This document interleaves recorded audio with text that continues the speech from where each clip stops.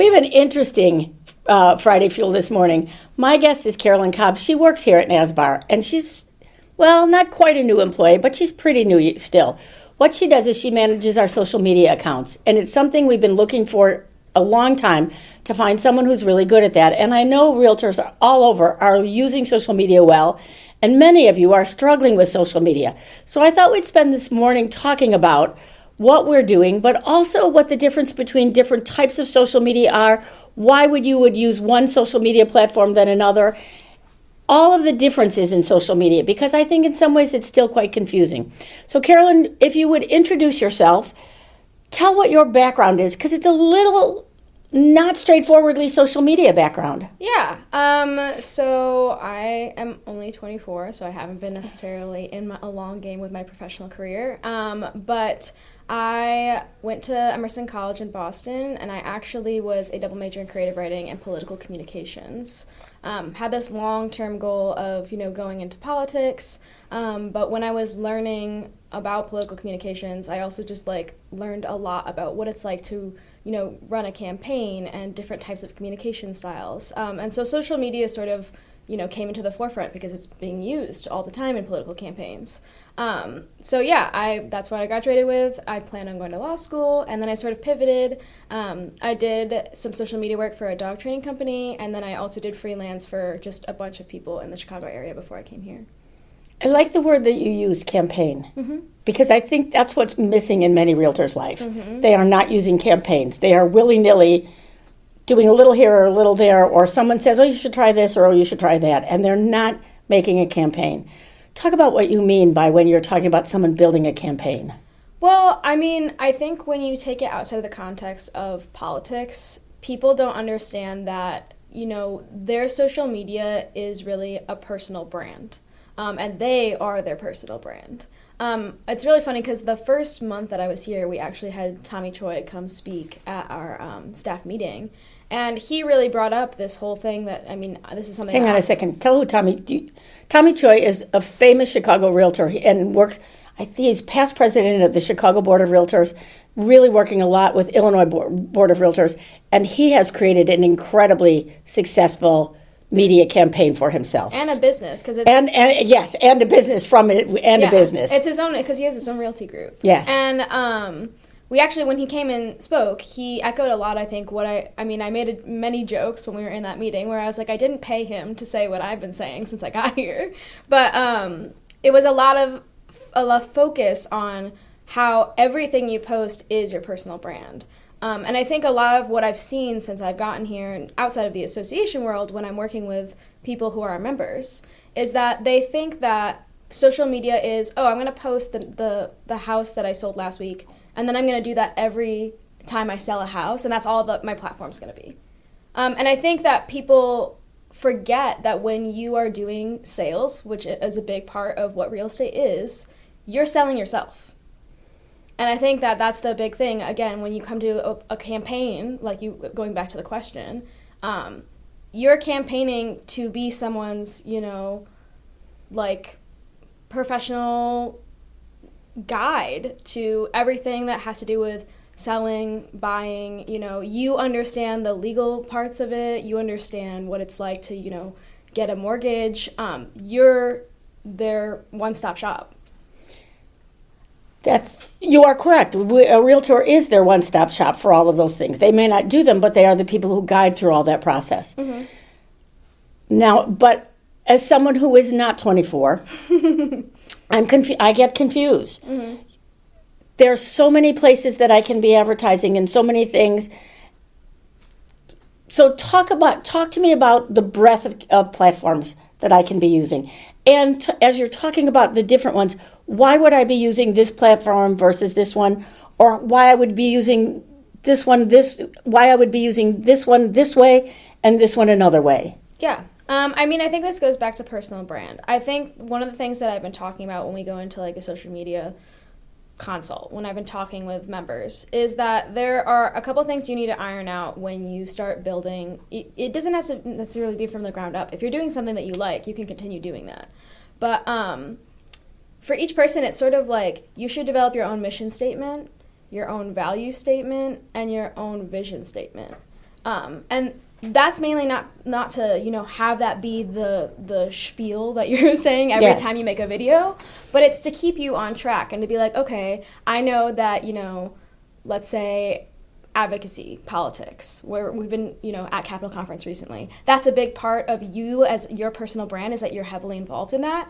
That should show up in your social media. Or, education is a big deal for you. So you want to make sure that your clients understand, I don't know, how they're going to file specific forms, tax forms, and how they can get breaks on parts of, the property that they own. If that's a big piece of that, you need to make sure that you're creating media that focuses on what you're passionate about. So going back to what platforms are going to work for what specific things, that's something you also have to think about, again, in relation to your personal brand. So if education and professionalism and advocacy were important to me, I would focus on LinkedIn. That's a professional network. You're doing a little bit more B2B interaction, business to business. If I was more... And what would I put there? So give me an example of, if I was a realtor and I was going to, and my passion was education, that I had just sat through, I just received my accredited buyer representative certification. Mm-hmm. Is that something that I would put on LinkedIn? Yeah. I think if you are going to a class and you were like, wow, that class was so insightful, you go and you write about it. Hey, I just went to the class. This is what I learned. This is what I'm going to take to my clients. This is what I took away from this class. And this was taught by this person. And you tag them. And you again, you're having that engagement with the people who are, teaching you how to be a better agent, which I think is beneficial because you're creating partnerships on that platform. And then you're still allowing anyone who's seeing you, again, if you want to have this professional, professionalism is a big part of your brand. Hey, I'm going to be super transparent with you. This is me being authentic. This is what I want to say to you. And I think that on LinkedIn, the difference is it isn't like necessarily life updates. It's you speaking about what you're doing to better yourself and better your career. And so sort of in response to the other question of how are you picking specific platforms, it's like Instagram is going to be a little bit more personal. You can do a variety of content on there. You can do stories, which I call... Okay, mm-hmm. I know. I want to ask you about that, because define what a story is on Instagram. So stories are on Facebook and Instagram. They're actually also on TikTok if you use it. And they are instantaneous. You're on the go and you're taking a picture or a video of what you're doing and you're posting it and you're maybe saying something short and sweet about it. And what I call stories is that's a soft post, versus a hard post would be something that you're pushing to your feed.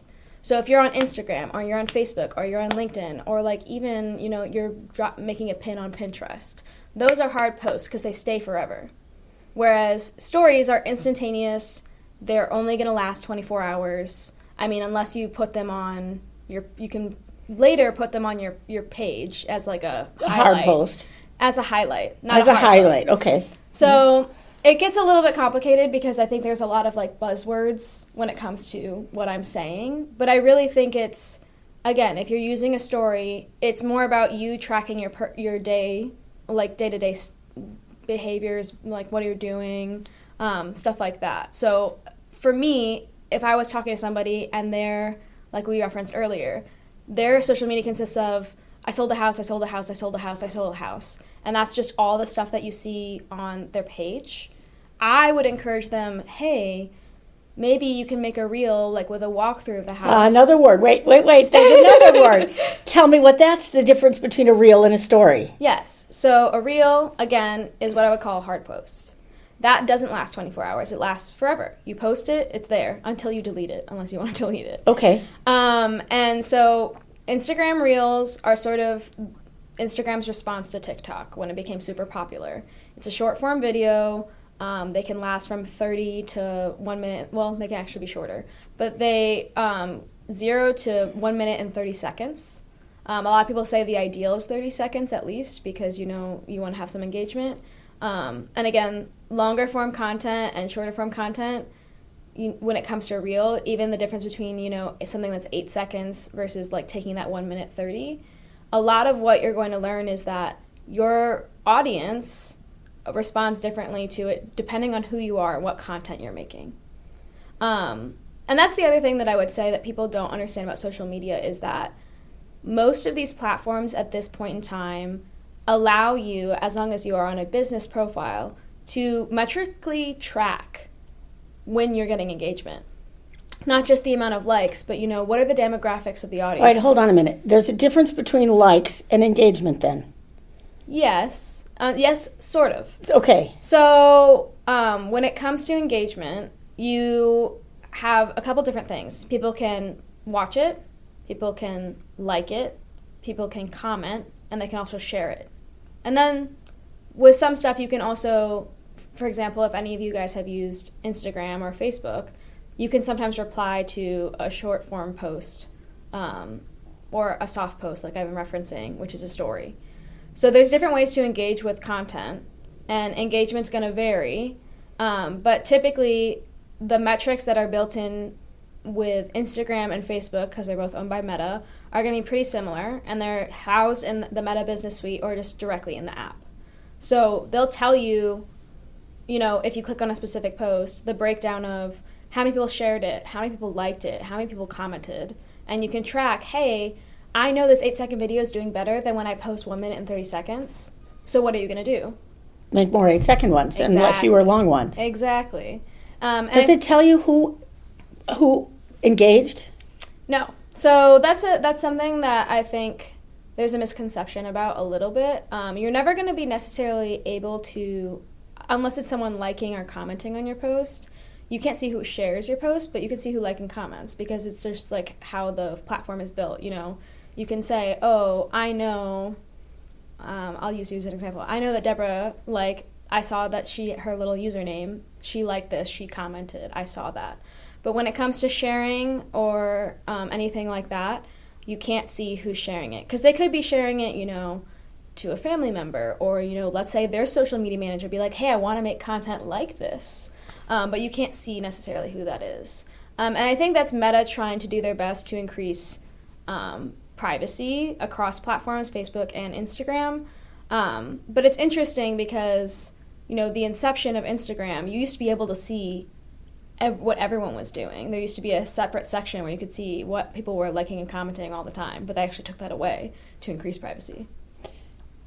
We have only a little time left because we're trying to keep these kind of brief. Yes. If I came to you and said, I'm really dumb about this and I'm really new about this, I'm starting my real estate career. Mm-hmm. Tell me the first thing, and I do have a vision statement, I do have a mission statement, I do know what I want, mm-hmm. but I don't know much about social media. What platform should I start with? I think it depends on your audience. And I know that's not the easy answer, but I think that's the big thing. I think that's the second part of when you're defining your personal brand. Who are you trying to reach? Because if you're reaching an older audience, I would not recommend Instagram. But if you're trying to tap into, maybe first-time buyers or even renters, I definitely think that maybe Instagram is the place to be. And I think that the other thing that I would say, if I can, the biggest obstacle that people have when it comes to making content is trying to make it perfect. I think that people get so stressed out that it's not going to look the way that they want, or they're not going to sound the way that they want, that they don't post. And that is always going to hurt them more than help them. Because at least when you're posting, you're visible. Okay, so perfection is not the goal here. No. Productivity is the goal. Product is the goal. Yes, and I think also it's just being authentic. If you are trying to create this perfect image of who you are, I'm less inclined to work with you. I think that's true for most people. We're not looking for, the polished perfect thing. We want someone who's relatable. We want someone that we feel like, oh, I know that Deborah's going to tell me the truth because, she's authentic, she's true to herself. This is what she stands for. And I think that when you try to curate this perfect image, it makes it hard for someone to connect with you. I think that's the success Tommy Choi has. You believe him when he talks. Mm-hmm. Carolyn, thank you for spending the time with us this morning. I really appreciate it. And you are doing a great job with our social media. Thank you so much.